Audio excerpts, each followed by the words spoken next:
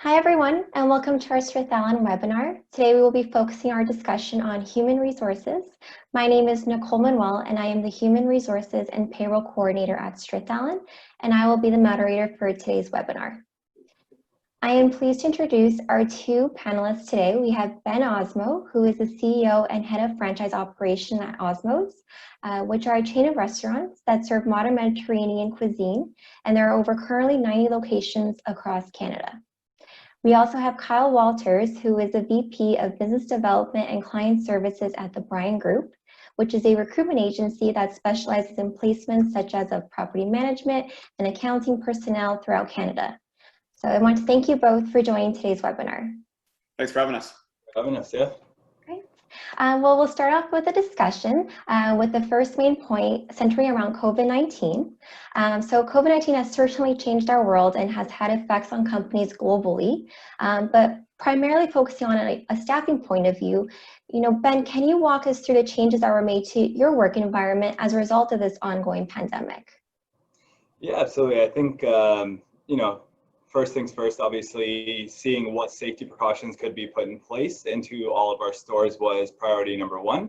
We directed our conversations to the health board and asked them what we can be doing from day one, even when, it's preliminary discussions from a news outlet or so on, asking them what we can do at an in-store level. So just equipping our stores and franchisees with the tools that they needed to move forward in a safer environment, also to just help employees feel more comfortable going into work. But in regards to the effects, I'd say, yeah, we definitely saw probably about a 60% swing in staff, electing to essentially work from home or not necessarily work from home, not work at all, I should say, and just being able to collect the check, just simply being able to sit at home and be compensated for doing so, opposed to going into work and trying to figure out how it is you can surpass that $2,000 mark that the government is offering up, just to essentially sit on your couch and watch Netflix for the duration of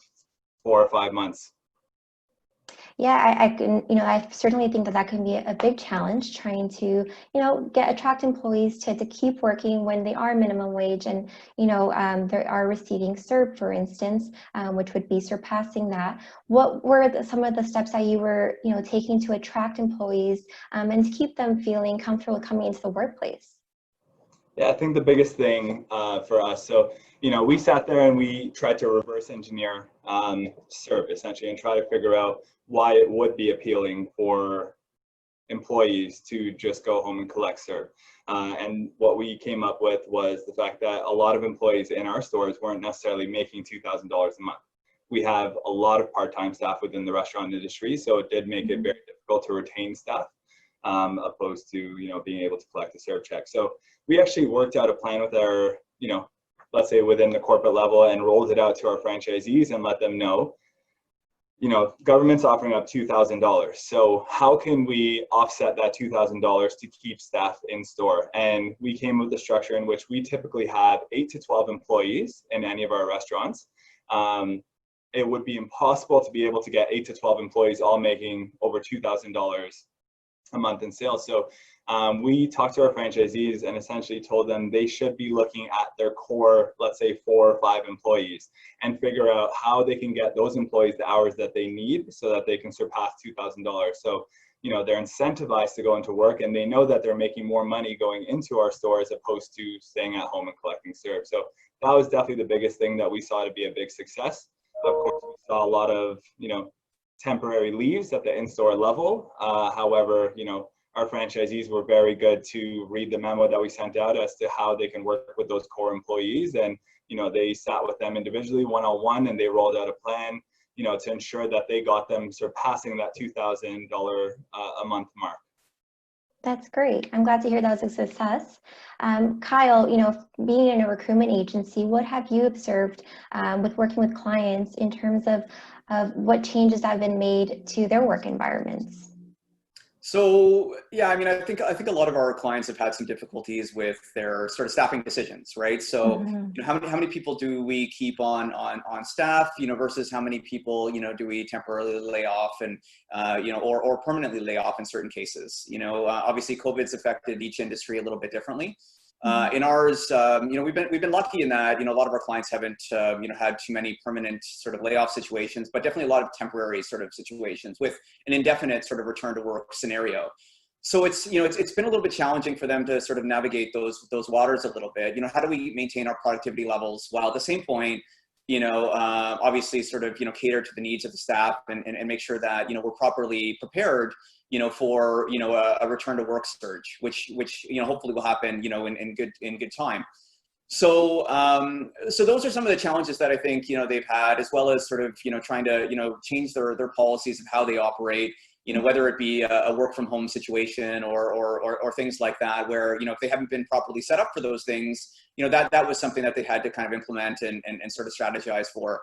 I think, when it comes to other things, such as sort of determining, what are the personal effects to, the staff that we have. Obviously there's been, a lot of issues, with respect to mental health and things of that nature. So companies have been, thinking about how do we cater to our staff, and how do we think about, their long-term implications that they're feeling, as very valuable members of their team, and what do we do internally? How do we staff our sites, properly, where there is some physical distancing, but if we're having to cater to the audience of, people coming in to, order food or things like that, we need to make sure that, we allow them to have a safe environment where there's proper sanitation, and even the customers coming in, feel secure and comfortable with the environment that they're walking into. Yeah, absolutely. Well, I mean, since these provincial shutdowns took place a few months back, have you seen a change in the candidate pools? And we can start off with you, Ben, if you've seen a change with growing available applicants. Yeah, I mean, I think, prior to COVID, obviously we would see a surplus of candidates coming in. Obviously, within our restaurants, we definitely see a surplus of candidates always submitting applications, or even just walking into stores with resumes. Obviously, that has been completely minimized now, in which we're seeing less and less applicants coming into the door, because, we obviously mentioned it before earlier on the call, but $2,000 a month is not insignificant at the minimum wage level, right? And I think the important thing is obviously seeing, if you are hiring, you have to figure out exactly what it is you're looking for, and figuring out if that staff member is going to be surpassing $2,000, because if not, it's not even going to be worth it for them. So yeah, I think we definitely saw a change in applicants coming in which we saw more manager and assistant manager resumes coming through the doors. And obviously, unfortunately, maybe some other restaurants elected to close down, whether it be temporarily or permanently during the period. So there were people that were looking for work, of course. So we tried to put together an incentivized program to, promote the hiring process in our locations. Great. And Kyle, I mean, have you also seen a change as well in the candidate pools? Definitely. I mean, I look at this as a quite a great an opportunity for companies that are looking to staff people within their either their offices or even their retail locations or whatnot. There's a lot of people on the market now. They've been affected, obviously, given what's happened with COVID. And this is a great opportunity to find really good people that are very capable and available. So if you have a good offering, as a company, this is the time to get them. And I think a lot of companies are sort of expecting a major surge as sort of our lockdown restrictions are lifted, and everybody's going to be, vying for talent. And I think at this point, if you're proactive and you're ahead of the game and you sort of see the vision of what, is going to be coming, and you can see your sales sort of picking up, this is the time to enter the marketplace, find these candidates, because if you can get them first, you're going to be in a winning situation. So I definitely recommend being, a little bit proactive in this marketplace, because I think it's a really good opportunity for employers to be successful in finding really good talent. Yeah, I agree with you on that point. I've also seen a surge in applicants when we post a position, for instance. A lot more applicants coming in right from the beginning as soon as we post. I've definitely seen a change there as well. And I think it's a great opportunity as well to seek great talent during these times. So then moving on to our next topic, as things are improving, some companies have already opened, or they're planning to start opening. And so can you tell us, Ben, how your company has adapted to this new norm from a staffing point of view as well? Yeah, absolutely. I mean, obviously, at a corporate level, we try to sit together right at the beginning of COVID and figure out what we can do to offset, fluctuating numbers of whether it's applicants coming in or employees going out. So we figured out how we can support our franchisees during tough times. The fortunate thing about us is we do have a lot of owner operators on board. So a lot of our franchisees that maybe had full-time employees or maybe lost some of their employees just decided to step back into the in-store level, which of course helps them out with their costs, of course, opposed to having to pay employees to come in. Then they were able to just step back in and work for a period of time, obviously get through some of the rougher periods. But from a corporate level, we decided, let's start diving into automation a little bit more. Let's figure out what we can do from a commissary level here in our facility. We do a lot of the marination and the preparation of all of our products, and we send them to our locations essentially ready to be grilled and served to our customers. So that was definitely the biggest thing. We made a few changes in regards to the back-end kitchen work. So we tried to alleviate the kitchen position altogether so that all of our staff can be front of house, opposed to having somebody be dedicated back of house in times where you don't necessarily have the volume to support that. So yeah, definitely figuring out how we can automate is something that we wanted to take a look at. And then also just putting together, different programs to support our franchisees. Like at a corporate level, we always try to push progression plan. We always ask our staff here, what is it you're looking for? Where do you see yourself in 2 years? And, obviously maybe on a different perspective, we ask our franchisees to do the same with all of their staff members, put a progression plan in place now more than ever, especially during COVID, is saying, if your manager's name, if you hire a staff member making $14 an hour and their name is Mark, having that one-on-one conversation and say, hey, Mark, where do you want to see yourself? Is it assistant manager? Is it manager? I am a franchisee that maybe is a multi-unit operator. Do you see yourself potentially being an area manager for us? Because, one of our big things, we have one of our franchisees who is up to 7 locations now. He started off working in store full-time, did a really, really good job, and, was definitely his own #1 star in store. And he got to grow and open up his 2nd location, his 3rd location. And he put a really strong system in place where he would promote staff that came in at the minimum wage level. He would always put them through a progression plan in which if they mentioned that they wanted to be a manager, he got them to a manager. And now that he has multiple locations, he has 1 dedicated manager in store, and he's actually promoted a district manager and an area manager as well to oversee his 7 locations. So we've always found if you put a progression plan in place, it's very, very easy to retain a staff member because nobody's going to want to lose out on the opportunity to get to the goal that they've indicated is what they want, right? Yeah, I think that's great. I think that's a great strategy to implement such a plan and just to develop the talent you already have in-house. It's a great goal for your employees to strive towards. So I think that's a great way to retain talent. Kyle, have you seen any new strategies be implemented with perhaps your clients as a way to adapt to this new norm and to retain that top talent and high-performing employees? Yeah, absolutely. And I sort of agree with a lot of the things that Ben had sort of mentioned. I mean, it seems like, a lot of the things that I would recommend are very consistent with the things that he's offering as a company. It's sort of identifying, what can you offer, other, people that, maybe other companies aren't, right? Mm-hmm. And I think, Ben is doing it right by offering them an opportunity, right? He's offering them progression. He's offering them potential for growth. He's offering them, things that a lot of companies, probably don't articulate quickly enough in the process of a general sort of hiring initiative. And those are things that I think a lot of people look for, especially the people that, will be looking for opportunities within, restaurant industry, type staff and things like that, really want an opportunity where they can get in and grow, right? And have an opportunity where there's a company looking out for them and giving them as much chance as they can have, as long as they're performing at a high level to progress and expand their career through, being part of the company that gave them the opportunity. So, and another thing that he sort of mentioned, which I 100% agree with, which I don't think a lot of companies are doing enough of, is identifying, when you're in the interview process with a candidate, finding out what they're looking for, finding out what their goals are. Do they align with what you're able to offer as a company? And if they do, it's a great candidate to consider as an employment, as an employee for the organization. If not, then that maybe it's not the right decision for your company, because long term, if your goal as a company is to groom people and progress them, and you're spending a lot of time with training and mentoring and all those things, it's nice for the employee to get rewarded, and at the same point for the company to get rewarded. And I think that's a good marriage that will happen if you go through the interview process correctly. Absolutely. And, as things are definitely improving, are you starting to see, Kyle, a lot of employees start to get recalled back to work?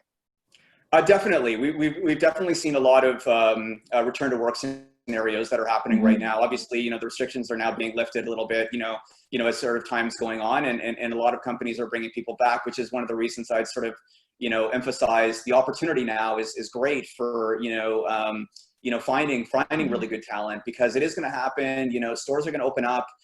People are going to be needed to operate them, and you can find probably really good talent right now, whereas before you'd have to interview quite a number of people to find what you're ultimately looking for in an ideal world. And sometimes you're hiring people that you didn't see as sort of a long-term sort of vision. But I think at this point, there's some really good people out there that you can really groom and progress and give really good opportunities to. So I definitely recommend that, that you get an opportunity to kind of pursue, candidates while they're currently available. Yeah, I think that's great, and especially with employees coming back as things are improving. But Ben, have you, encountered any employees that may be coming back, expressing any concern in terms of, potential exposure, being on the front line, serving customers? Have you encountered that, and how have, your company been able to manage that? Yeah, no, that's a really good question. I think on our end, of course, step number one was creating a safe working environment for not just our staff, but also our customers.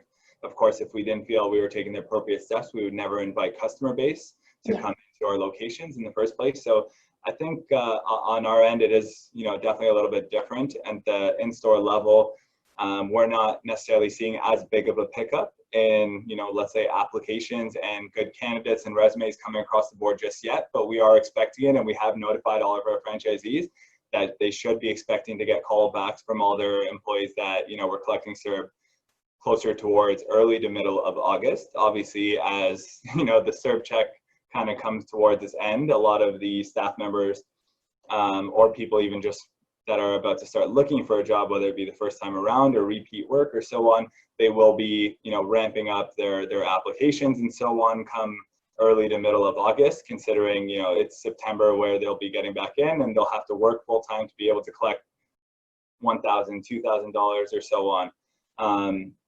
Yeah, so I think it is a little bit different on our end, but in terms of, let's say, the safety measures, yeah, I think all of our restaurants are well equipped and know exactly how to roll out measures to prevent any COVID concerns at an in-store level. And of course, if we weren't doing that right, we would never open up our stores to the public in the first place. Yeah, absolutely. That's a good point. Kyle, have you seen any candidates expressing concern throughout their interview process of joining a new company, out of fear with, the exposure to potential COVID situation? 100%. Yeah. A lot of people have been sort of, wondering what, certain companies are doing to navigate these sort of uncharted waters right now. And a lot of the questions that we're getting are, what is the company doing in terms of physical distancing? What are they doing in terms of sanitization? How do we, how am I going to feel safe if I'm going to be accepting this new opportunity? It's definitely been a big question that I would say, is rare for it not to come up in sort of a conversation that I'm having with candidates. So it's something that I think, not only are companies sort of cognizant of, but obviously a lot of employees are worried about as well. And I think they need to feel safe, and they need to feel comforted by the fact that, the company's doing everything they can to offer them a lot of safety in their positions, while at the same point, allowing them, a great employment opportunity. Yeah, I think it's definitely a vital piece of information to bring up in interviews, to just make sure people are feeling comforted and comfortable in joining the new company by knowing the safety measures that have been implemented. Because I know we all have our own concerns. So I think it's definitely vital to bring it up and to discuss it, just to reassure that the measures are being implemented. Okay, great. Well, moving on to our final topic, which will be recruitment tips and interviewing tips, to obtain new hires. Ben, when you're looking for new recruits, what types of different recruitment channels does your company use? Yeah, so first things first, at a corporate level, we put together templates. We have 4 different positions that are the core, let's say, positions at an in-store level. We have our cashiers, we have our grill station, our wrap station, and our kitchen staff. So that being said, we've put together templates as a company to support our franchisees. We've rolled out the templates via email so that they can just simply copy and paste onto different platforms what those platforms are. We typically do a lot of our hiring through Kijiji and Indeed. But I think it's more important to take a step back and actually just post very simply a help wanted sign right at the front of the store facing outwards towards the street front. And not just a help wanted sign, but also give essentially what we in the industry would call a call to action. Put the email out there. Don't leave it up to the employee to go back home, print out their resume, come back to store and submit it. Give them an actual email, even just from the front of the store, so they could simply pull out their iPhone, take a quick picture, submit their resume online, and maybe just be called in for an interview. So that's definitely one big thing for us. And then also putting help wanted signs inside of the store. It's very easy to miss something walking in.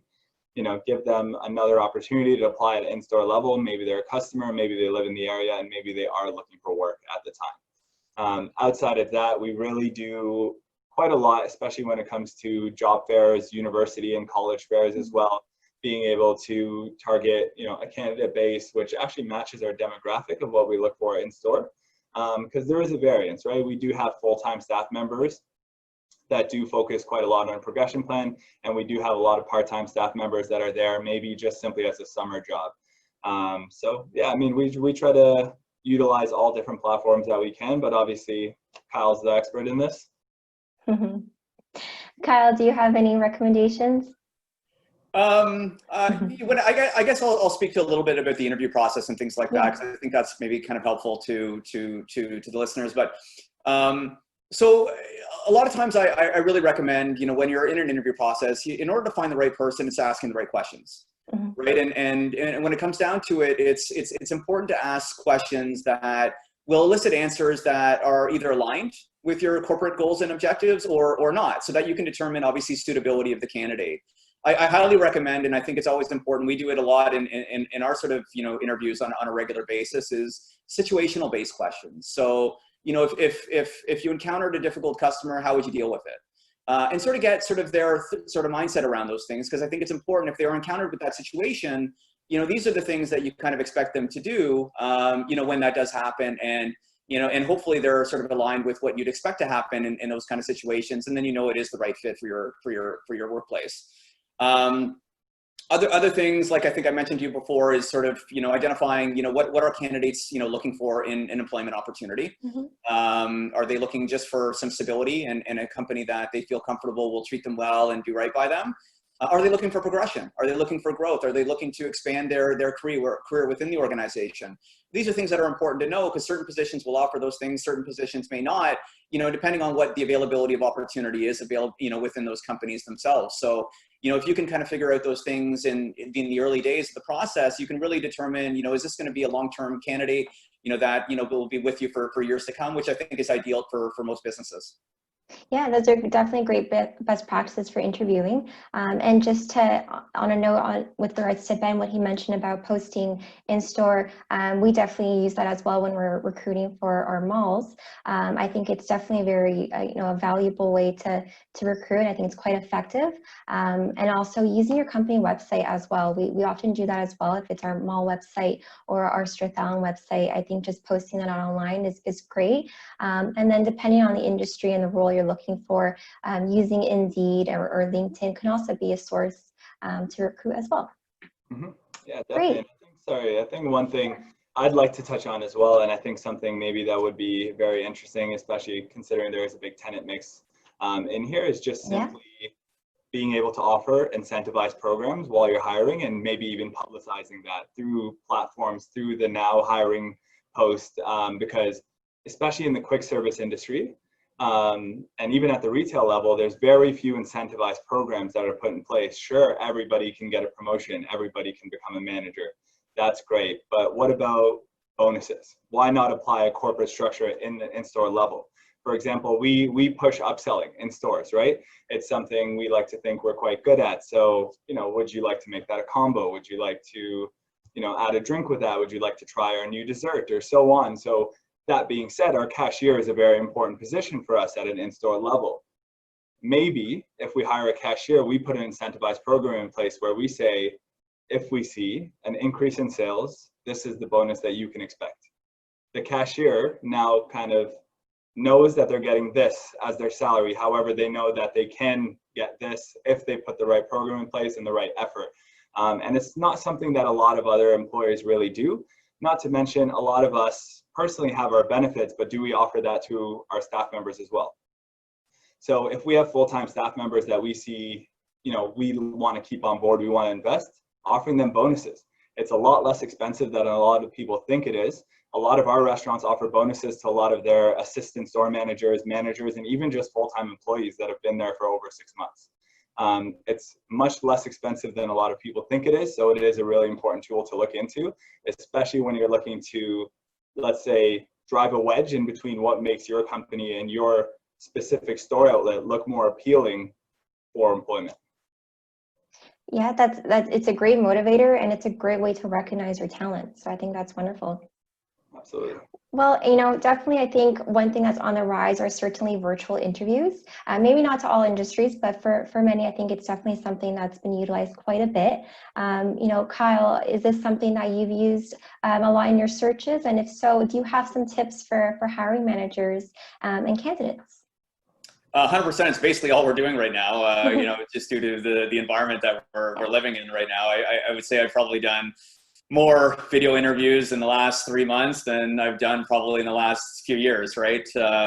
So it's interesting, and it's a different wave, obviously, that we've had to sort of adapt to. I think it's the important thing is sort of making sure that whatever application you are using, that the user on the other end is comfortable with it, that you give them proper instructions as to how to set themselves up, make sure that it's all prepared and that they log in maybe a little bit early so that they can make sure that if there's any technical difficulties that they're having on their end, that they can sort of reach out to you and you can address them, and not get too concerned about if there are issues that happen during the course of those conversations, because this is technology, it does fail sometimes, and not let that sort of impact, the interview or your thoughts on the candidates themselves. I think there's, differences, between video interviews and in person. Obviously, it's a little bit different. It's not as personal, and it's kind of a new wave of doing things, but companies are obviously sort of acclimatizing themselves to those situations just because we have to, and obviously to, help continue the interview process while at the same time, not exposing anybody to any sort of situations that might implicate, their companies or their staff or all of those things. So I think it's maybe a good first step to do as a sort of a pre-screening measure. A lot of these, types of positions that we're talking about are definitely going to have some kind of, in-person interview, because, when they do get the job, obviously they're going to be in the location themselves. So I think it's important that that these people are comfortable doing the in-person interviews as well, but maybe as a pre-screening measure to limit, exposures, it's probably a good idea. Yeah, and I think testing your technology beforehand is definitely key, because you just never know, especially if it's your first time. Just for that comfort level, you'll definitely feel a lot more comfortable knowing that everything is running smoothly. So those are some great tips. Ben, I know it's a little different. Are you finding it to still be more in-person interviews? Yeah, absolutely. I mean, obviously at an in-store level, especially if our franchisees are owner-operators, they're there full-time in store. And I think the biggest thing is we would revert more to online interviewing process if we felt like we didn't necessarily have a safe working environment that we had people coming in and out of. Of course, the biggest thing is maintaining social distancing and taking the appropriate steps in regards to sanitizing and creating a safe work environment. That being said, if we feel comfortable enough to bring customers into our store, then we feel more than comfortable interviewing in store as well. And I think our franchisees are very hands-on and they want to be able to have that face-to-face conversation. And not a lot of our franchisees would be, let's say, tech savvy. And that's, another barrier as well. And understanding who does have an accessible laptop that has camera and good audio. And, when you're looking at minimum wage to start, or even at an ASM level, then you do have to understand that there are some barriers that can, get in the way of the hiring process if you do it purely online. Whereas if you take the appropriate steps, then it's very easy to bring somebody on board and have that face-to-face interview. And we usually like to follow up our interviews with a walkthrough. So if the interview goes well and the franchisee elects to hire the candidate, then of course they take them around for a walkthrough, letting them know, these are the stations, this is what we do, these are our hours of operation. So I think on our end, it still is very much an in-person level, but obviously from a corporate perspective, we definitely see the web interviews and Zoom calls being more and more frequent, throughout the entire period of COVID. Yeah, that's a good point. I think it is, dependent ultimately on your industry and the type of work. We've definitely seen, a rise in virtual interviews within Strathallan, for sure. And it's been very successful, but I do think it's very dependent on the role, and, sometimes that in-person is certainly necessary. But at least it's, it's definitely a possibility that allows for you to still make it personal and meet with someone over a screen and still be, safe, and limiting that exposure as much as we can. Absolutely. Now, when you are interviewing, what are some key attributes, Kyle, for instance, that you look for when you're selecting the right fit, for instance, for your clients? I think it's really individual, based on who the client is and what their requirements are. Every client is a little bit different. Every culture of a company is a little bit different. So for us, it's really about identifying what are the needs of that particular client. So that's a tough answer, I guess, to give, because it is so variable.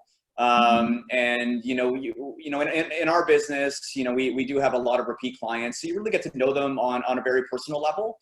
And you can quickly identify, based on that knowledge, what fits certain companies based on, the way that certain candidates present themselves and what they're looking for specifically within a workplace, right? So yeah, as a general answer, I would say definitely very variable for us. If I was to kind of turn that and say, what do we look for, when we hire people in our company?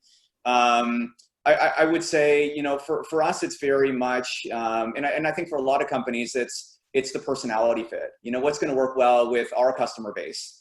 How are they going to interact, favorably and build relationships with the people that, we work with on a day-to-day basis. I think those things are key to us, having the ability to, evaluate talent and sort of, dive deep into somebody's history and determine, suitability for various types of clients. I think that's the uniqueness of our industry, is that, we're not hiring necessarily, for ourselves as well. We're also hiring people that will be able to adapt to our clients. And I think that's very important, and something that's kind of unique and probably similar to, Ben's industry, where, a lot of the people that, are interacting, with the customers that are coming in on a day-to-day basis, the personalities and abilities to build a relationship so they have these repeat customers that are coming back, not only because they like the food, but because they like the experience. And I think that's an important thing. Yeah, especially in customer service type industry, I would think absolutely personality is definitely a key factor. Ben, you could touch upon it a bit more, but what are some, key attributes that you also look for within your company? Absolutely. I think obviously any single employer will say this, but honesty, loyalty, integrity are three core things. Obviously, if a franchisee is seeing it as them being able to hire somebody that can take them place and alleviate some of the pressure on them, take weight off of their shoulders so that they can go at home, spend more time with their families, kids, and trust somebody to be there in store and manage things correctly, and face their customers in a very appropriate way that they would do it themselves. So that's number one. And I think the biggest thing on our end is, I always try to break it down. I say we have our lifers and our support staff. So our lifers, regardless of any industry, are the people that are there to stay. They're the people that are there that have that progression plan in place and the progression plan in mind. So they know what it is they're going for, whether they're coming on as a minimum wage employee and they see a plan in which they're going to become assistant store manager, area manager, maybe potential franchisee. That progression plan would develop that person to become a lifer, essentially. And then we call our support staff the staff that come in and are very honest, saying, I'm actually here for university and I'm looking for part-time work. I want to make some extra cash on the side. I can work this many hours a week, and that's it. I'm not looking to become an assistant manager. I'm not looking for a progression plan. I'm looking to be able to make some extra money on the side. So those are the two different aspects that we look at always. So I'd say being able to understand that would be definitely the biggest thing. First and foremost, understanding what it is that that employee or candidate would be looking for first, so that you can, you know, like Kyle earlier said, make sure that their interests are aligned with that of the organization's. But yeah, just really drive and passion. And, you know, we were talking about incentivized programs. When you do incentivize someone, it shows how driven they are, right?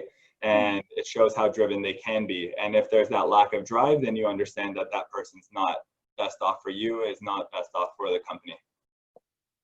Absolutely, and I think that's so great. It's definitely important to make sure that both of your interests are aligned, and and just to ensure that they are on the same page with you, because you want to ensure it's a good fit for we both, whether it's for the candidate or for the company, in order to ensure it's a successful working relationship.